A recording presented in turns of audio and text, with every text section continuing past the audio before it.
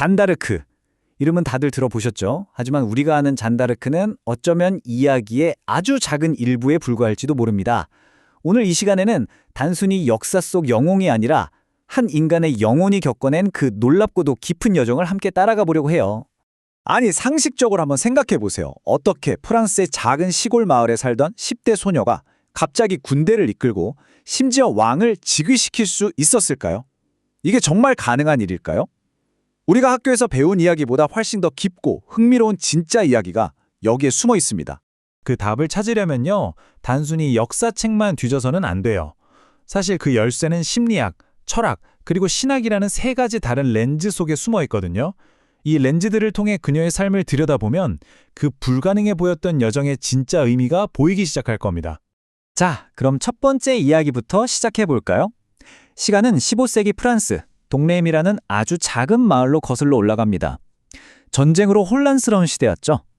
바로 그곳에 살던 한 평범한 소녀가 어느 날 아주 특별한 목소리를 듣기 시작해요. 그냥 목소리가 아니라 거대한 사명을 부여하는 목소리였죠.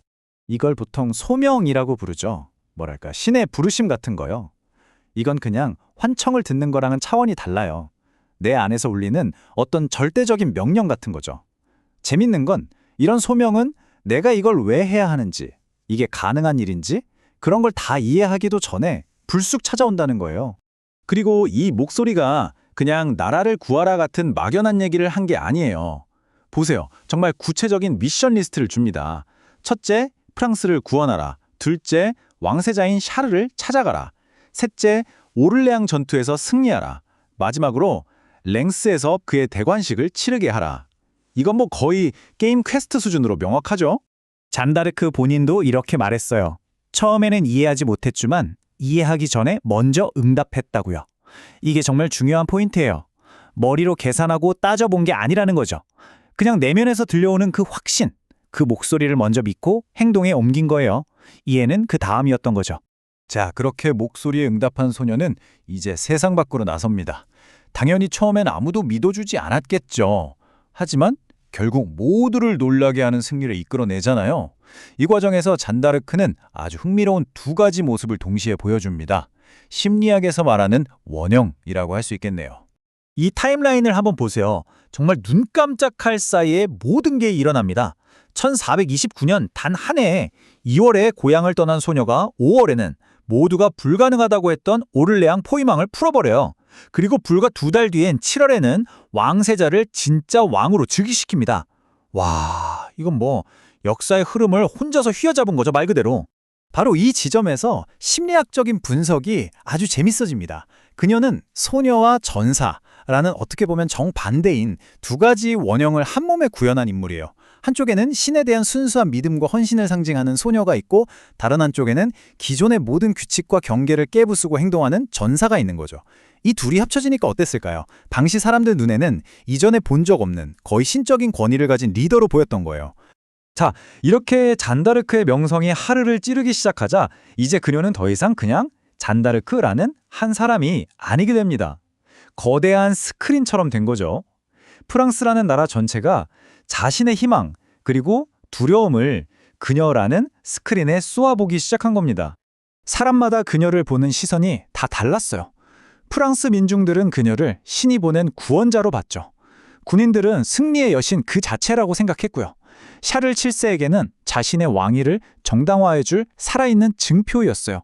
반대로 적들에게는 악마였고 그녀를 시기하던 정치인들 눈에는 통제 불가능한 골칫덩어리였죠. 이렇게 모두가 자기 보고 싶은 대로 그녀를 보니까 그녀는 엄청나게 강력해지는 동시에 또 엄청나게 위험해진 겁니다. 진짜 그녀의 모습은 아무도 보려 하지 않았으니까요. 하지만 영광은 길지 않았습니다. 그녀가 이끌었던 파리 탈환 작전이 실패로 돌아가면서 분위기가 싹 바뀌어요. 신적인 열정으로 가득 찼던 전장은 차가운 정치적 계산으로 가득 차게 되죠.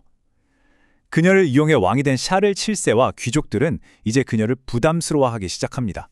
결국 그녀는 전투에서 패하고 포로로 잡히게 돼요. 그녀를 사들인 건 젖국인 잉글랜드였습니다. 이제 잔다르크의 싸움터는 칼과 창이 오가는 전장이 아니에요. 훨씬 더 잔인한 곳, 바로 법정으로 옮겨집니다. 그런데 이건 공정한 재판이 아니었어요. 처음부터 답은 정해져 있었죠. 잔다르크는 마녀다, 나는. 그들이 내세운 혐의들을 보세요. 네가 들은 목소리는 신이 아니라 악마의 목소리다. 여자가 남자 옷을 입는 건 신성 모독이다. 너의 그 확신은 믿음이 아니라 교만일 뿐이다. 너는 교회의 권위에 도전하는 이단이다. 전부 다 뭐죠? 결국 이 재판의 목적은 진실을 밝히는 게 아니었어요. 도저히 설명할 수 없는 저 시골 소녀가 가진 순수한 권위를 어떻게든 깎아내리고 무너뜨리고 없애버리려는 시도였던 거죠. 그런데 그 끔찍한 재판 과정에서 그녀는 이런 말을 남깁니다. 나는 여전히 탈출하고 싶다. 모든 죄수가 그러하듯. 이 한마디가 그녀가 그냥 광신도나 신비주의자가 아니었음을 보여줘요. 그녀 역시 두려움을 느끼고 살고 싶어 했던 우리와 똑같은 한 명의 인간이었던 겁니다. 거대한 권력의 시선 앞에서 자신의 존재를 지키기 위해 필사적으로 싸우고 있었던 거죠. 결국 재판은 그들이 원하는 대로 끝났고 그녀는 화형대 위에서 생을 마감합니다. 불길이 그녀의 육신에 삼켰지만 역설적이게도 그 순간 그녀의 진짜 이야기는 죽지 않고 영원으로 향하는 긴 여정을 시작하게 됩니다. 생각해보세요. 그 마지막 순간 그녀는 아무런 힘도 없는 죄수였죠. 하지만 동시에 가장 강력한 존재가 된 겁니다. 왜냐하면 그녀의 죽음 자체가 끝까지 포기하지 않았던 자신의 신념과 양심이 진짜였다는 것을 증명하는 살아있는 증언이 되었기 때문이에요. 그리고 역사는 결국 그녀의 편이었습니다. 그녀가 죽고 나서 수백 년이 흐르는 동안 그녀에 대한 평가는 완전히 뒤바뀝니다. 1431년에 이단으로 처형당했던 소녀는 25년 뒤에 그 판결이 무효가 되고 500년 가까이 지나서야 교회가 공식적으로 인정하는 복자가 됩니다. 그리고 마침내 1920년 성인으로 추대되죠. 여기서 우리는 중요한 교훈을 얻게 돼요. 인간의 판단은 순간적이지만 진실이 제자리를 찾는 데에는 이렇게나 오랜 시간이 걸린다는 것을요. 자, 이렇게 역사, 심리, 그리고 신학이라는 여러 렌즈로 그녀의 삶을 따라와 봤습니다. 어떤가요? 600년 전 한 소녀의 이야기가 지금 우리에게 아주 강력한 질문 하나를 던지고 있지 않나요? 그건 바로 이겁니다. 당신은 세상이 정해준 대로, 남들이 기대하는 대로 살아갈 건가요? 아니면 당신의 내면이, 당신의 영혼이 부르는 그 삶을 살아갈 건가요?